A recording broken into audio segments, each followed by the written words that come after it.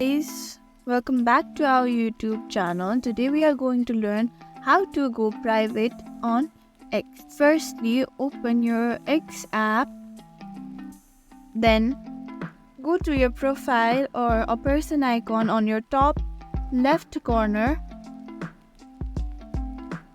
There, go to setting and support.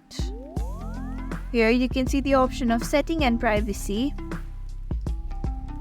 Then tap on privacy and safety. Here you can see the option.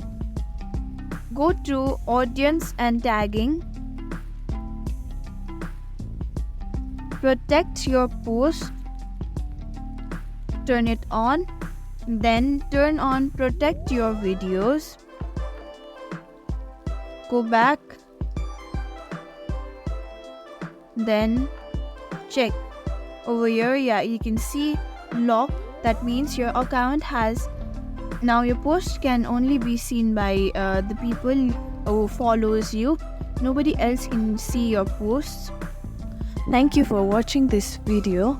You can like, share and subscribe to our channel for more such content.